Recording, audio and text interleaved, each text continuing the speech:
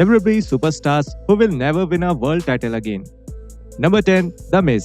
पिछले 15 सालों में द मिज को WWE में कई अलग अलग रोल्स में अच्छे से इस्तेमाल किया गया है। मिज को कंपनी का सबसे वफादार और एक बहुत टैलेंटेड रेसलर्स में से एक माना जाता है और इसका सम्मान करने के लिए उन्हें 2011 और 2021 में WWE टाइटल रेन भी दिया गया था। लेकिन दुख की बात यह है कि WWE का मेन रोस्टर इतना भरा हुआ है कि अब मिज का वापस कोई बड़ा टाइटल जीत पाना बहुत मुश्किल है। लेकिन इसका मतलब ये नहीं है कि मिज का प्रेजेंटेशन बदल दिया जाएगा, क्योंकि हालांकि अब ट्रिपल एच WWE क्रिएटिव के सारे फैसले करते हैं, लेकिन उन्होंने भी कई बार इस बारे में बात करी है कि वो मिज का और उनके काम का कितना सम्मान करते हैं। Number 9 Bobby Lashley. कोविड-19 पेंडेमिक के दौरान फैंस खुश हो गए थे जब WWE ने बॉबी लैशली को पुश करना शुरू किया था। WWE ने लैशली को टीवी पर पूरी आजादी दी थी और इसी वजह से लैशली ने अपने करियर के कुछ सबसे शानदार मैचेस इस दौरान किए थे। इसके बाद वो कई बार WWE टाइटल्स जीते और इसी वजह से फैंस को ये हैरानी भी होने लगी थी कि आखिर WWE ने लैशली को इतना आगे बढ़ाने में इतनी देर कैसे कर दी। और 2022 में जब से विंस मैकमैन ने WWE से अपने कदम पीछे हटा लिए हैं, तब से लैशली की बुकिंग्स और मैच बहुत बिखरे हुए से लग रहे हैं। लैशली हर हफ्ते ही बेबी फेस से हील में बदल जाते हैं और बहुत लंबे समय से किसी बड़े पे-पर-व्यू इवेंट में उनका कोई मैच भी नहीं हुआ है। इससे लैशली और उनके फैंस को ये समझ जाना चाहिए कि शायद अब वो WWE में कभी कोई बड़ा टाइटल नहीं जीतने वाले हैं और ये बहुत शर्म की बात है, क्योंकि लैशली अभी भी कंपनी में एक बड़ा योगदान दे सकते हैं। Number 8 Finn Balor. 2016 के समर्स में WWE ने फिन बैलर को रॉ का टॉप बेबी फेस बनाने का काम शुरू कर दिया। बैलर समरस्लैम इवेंट में यूनिवर्सल टाइटल जीतने वाले थे और उसके बाद से वो रेड ब्रांड का चेहरा बनने वाले थे। लेकिन इसी समरस्लैम इवेंट के दौरान बैलर को एक बहुत बड़ी इंजरी हो गई, जिससे उनका पूरा करियर ही बदल गया और उन्हें वो टाइटल मजबूरी में वापस करना पड़ा। जब उसके अगले साल बैलर टीवी पर वापस आए, तब ऐसा लग रहा था कि WWE उनसे हार मान चुकी है और अब उन्हें फिर से कभी कोई वर्ल्ड टाइटल जीतने का मौका नहीं मिलेगा। वो बैलर के लिए ज्यादा से ज्यादा यही कर सकते थे कि बैलर को एक इंटरकॉन्टिनेंटल टाइटल रेन और NXT में NXT चैंपियन के तौर पर एक और रन मिले। ऐसी एक उम्मीद थी कि ट्रिपल एच के आने के बाद बैलर की किस्मत थोड़ी सी बदल जाएगी और ऐसा हुआ भी है, क्योंकि बैलर को 2023 में कुछ वर्ल्ड टाइटल मैचेस में देखा गया था, लेकिन उन्होंने कभी कोई टाइटल जीता नहीं। अब जब WWE रोस्टर बढ़ता ही जा रहा है, उसके साथ ही बैलर का एक और वर्ल्ड टाइटल जीतने की उम्मीद दिन पर दिन कम होती जा रही है। नंबर 7 जिंदर महल। जिंदर महल ने 2017 में दुनिया को हैरान कर दिया था जब वो WWE चैंपियन बने थे। ये टाइटल रेन बिल्कुल अचानक से ही जीता गया था और फैंस ने इसकी बहुत आलोचना करी थी। उनका मानना था कि महल वर्ल्ड चैंपियन बनने लायक रेसलर नहीं थे और ये उनके रिंग के काम में भी साफ दिखता है। ऐसा तो मुमकिन है कि महल आगे चलकर कोई मिड कार्ड टाइटल जीत जाए, लेकिन उनका एक और बार WWE का वर्ल्ड टाइटल जीतने का कोई सवाल ही नहीं उठता। महल को ज्यादातर एक एनहांसमेंट टैलेंट की तरह इस्तेमाल किया जाता है और कभी कभी उन्हें कार्ड में ऊपर किया जाता है, और जब भी WWE ऐसा करती है तब महल हारते ही हैं। महल अब भी WWE के लिए मायने रखते हैं, क्योंकि उन्हें लॉकर रूम में एक वेटरन माना जाता है। और क्योंकि WWE महल को वर्ल्ड चैंपियन के तौर पर नहीं देख सकती, इसका ये मतलब नहीं है कि इसका असर लॉकर रूम में उनकी इमेज पर पड़ेगा, क्योंकि महल को सबसे सम्मानित और पसंदीदा रेसलर्स में से एक माना जाता है। Number 6 AJ styles. WWE में AJ स्टाइल्स के रन के कुछ शुरुआती सालों में लोग पूरी तरह उनके सपोर्ट में थे।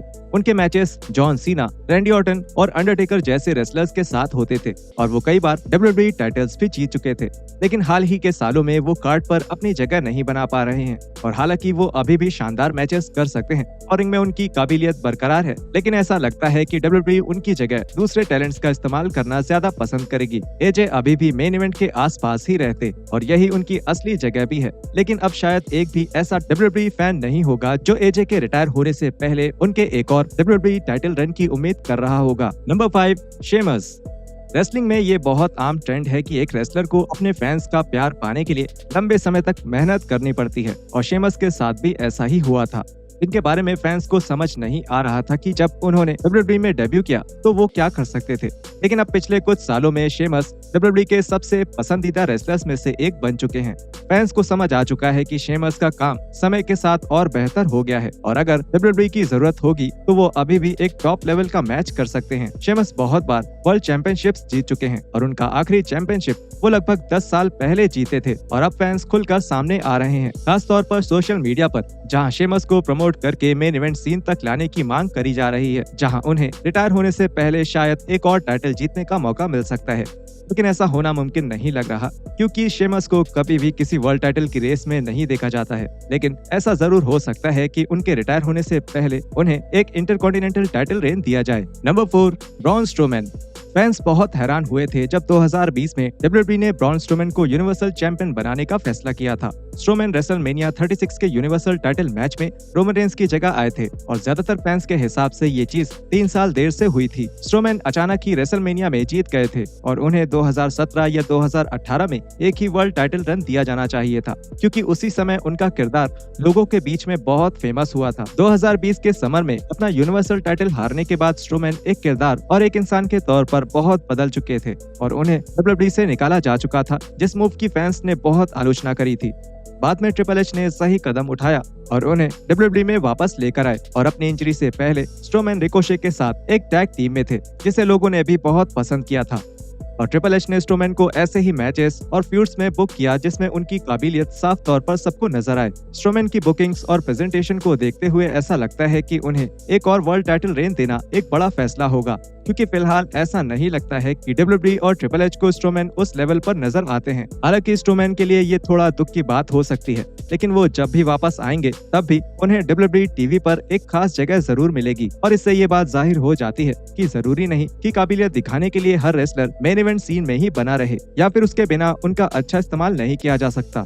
Number 3, coffee Kingston. Coffee mania के समय एक डब्ल्यूडब्ल्यूई फैन बनने के लिए सबसे अच्छा समय था, लेकिन फिर जब किंगस्टन का रेन ब्रॉक लेसनर के हाथों एक स्क्वैश मैच में खत्म हो गया, तब ये साफ हो गया कि डब्ल्यूडब्ल्यूई का कोफी को लेकर नजरिया अब बदल चुका था और अब वो उन्हें एक मेन इवेंट टैलेंट नहीं लगते हैं। लेसनर से उस शर्मनाक हार के बाद किंगस्टन कभी भी 2019 की उन ऊंचाइयों पर नहीं पहुंच पाए हैं जब वो एक डब्ल्यूडब्ल्यूई चैंपियन थे, और ये बहुत अजीब बात है क्योंकि किंगस्टन इस रोल के लिए सही दावेदार थे और वो पूरी तरह से टाइटल के काबिल थे। इस कंपनी में एक बार फिर किंगस्टन का वर्ल्ड चैंपियन बनना थोड़ा मुश्किल है और फैंस भी अब किंगस्टन को कार्ड पर आगे पुश करने की मांग करते करते थक चुके हैं। लेकिन 2019 में किंगस्टन का एक चैंपियन के तौर पर बिताया हुआ समय हमेशा उनके साथ रहेगा। डब्ल्यूडब्ल्यूई मैनेजमेंट अभी भी किंगस्टन का बहुत सम्मान करती है और वो डब्ल्यूडब्ल्यूई टीवी पर भी नजर आते हैं, क्योंकि वो अब भी फैंस को बहुत पसंद है। अंत में अपने करियर के आखिरी समय में किंगस्टन और उनके काम को उनके फैंस और उनके साथी मिलकर सेलिब्रेट जरूर करेंगे, जो एक और टाइटल रेन से कई ज्यादा मायने रखता है। Number 2, Rey Mysterio. Pro wrestling में अब ऐसा कहा जा सकता है कि एक रेसलर को अपनी काबिलियत दिखाने के लिए वर्ल्ड टाइटल जीतना जरूरी नहीं है, और ऐसा ही कुछ डब्ल्यूडब्ल्यूई के hall of famer Rey Mysterio के साथ हुआ है, जिन्होंने 13 सालों में एक भी वर्ल्ड टाइटल नहीं जीता है, लेकिन फिर भी वो दुनिया के सबसे फेमस रेसलर्स में से एक हैं और उनके मैचेस देखना लोगों को बहुत पसंद है। मिस्टीरियो स्क्रीन पर जो भी करते हैं वो खास होता है और फैंस भी उनमें बहुत दिलचस्पी लेते हैं, खास तौर पर इसलिए क्योंकि मिस्टीरियो का ऑरा काफी अलग है। क्या मिस्टीरियो को डब्ल्यूडब्ल्यूई में एक और रन में देखना अच्छा होगा? बिल्कुल, लेकिन मिस्टीरियो की प्रेजेंटेशन के बारे में उसके बाद भी कुछ बदला नहीं जाएगा, क्योंकि मिस्टीरियो एक वर्ल्ड चैंपियन है या किसी पे पर व्यू के ओपनिंग मैच का हिस्सा, इससे कुछ खास असर नहीं पड़ता, क्योंकि वो अपनी ही एक दुनिया में रहते हैं, एक परफॉर्मर की तरह। Number 1, John Cena.